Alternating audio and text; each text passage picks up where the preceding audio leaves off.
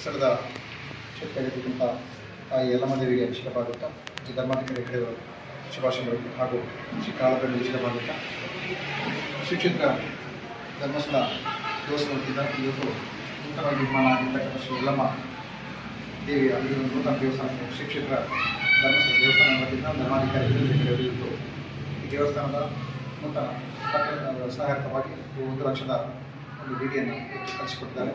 ಇವತ್ತು ಈ ಸಂದರ್ಭದಲ್ಲಿ ನಮ್ಮ ವಿರಾಜ ವೇದಿಕೆಯ ಎಲ್ಲ ಪ್ರಾಪರ್ಟಿ ಸದಸ್ಯರಾಗಿರ್ತಕ್ಕಂಥ ನಮ್ಮ ಅಂದಿಸರು ಮತ್ತು ಮೆಟಾ ದೇವಸ್ಥಾನ ಕಮಿಟಿ ಆಡಳಿತ ಸದಸ್ಯರು ವಿಶೇಷವಾಗಿ ಶ್ರೀ ಕ್ಷೇತ್ರ ಧರ್ಮಸ್ಥಳ ಗ್ರಾಮಾಭಿವೃದ್ಧಿ ಯೋಜನೆಯಲ್ಲಿ ಕಳೆದ 13 ವರ್ಷಗಳಿಂದ ಗ್ರಾಮಾಂತರ ಪ್ರದೇಶದಲ್ಲಿ ಬೇರೆ ಬೇರೆ ಜನಪರ ಕಾರ್ಯಕ್ರಮಗಳನ್ನು ಸಂಘಟಿಸಿಕೊಂಡು ಬರ್ತಾ ಇದೆ.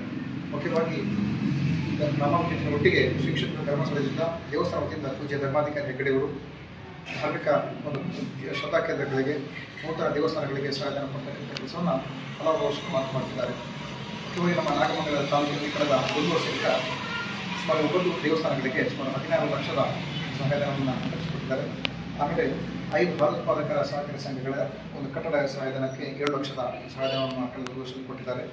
ಅದಲ್ಲದೆ ದೇವರಾಪುರದಲ್ಲಿ ಒಂದು ಸಮುದಾಯ ಭವನ ರಚನೆಗಾಗಿ ಸುಮಾರು 1 ಲಕ್ಷದ ಸಹಾಯಧನ ಕೊಟ್ಟಿದ್ದಾರೆ.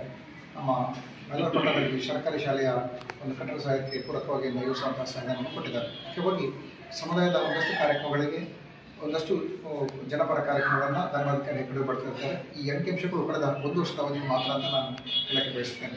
ಮುಖ್ಯವಾಗಿ ಇವತ್ತು ತಾಯಿ ಯಲ್ಲಮ್ಮದೇವಿ ಮಂಜುನಾಥ ಸ್ವಾಮಿಯಿಂದ ಸುಮಾರು 1 ಲಕ್ಷವನ್ನು ತಾಯಿ ಕಳಿಸ್ಕೊಂಡಿದ್ದಾಳೆ.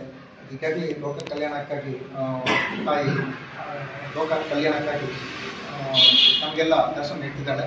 ಇನ್ನಷ್ಟು ಜನರಿಗೆ ಆ ತಾಯಿ ಒಳ್ಳೆಯದನ್ನು ಮಾಡಿ ಮಂಜುನಾಥ ಸ್ವಾಮಿ ಇದೇ ಸಂದರ್ಭದಲ್ಲಿ ಈ ವಿಚಾರ ಮಾಡಬೇಕಾಗಿ ನಮ್ಮ ಮತಾಧಿಕಾರಿಗಳೆಲ್ಲರಿಗೂ ಧನ್ಯವಾದದಿಂದ ಕ್ಷೇತ್ರ ಪರವಾಗಿ ಧನ್ಯವಾದ.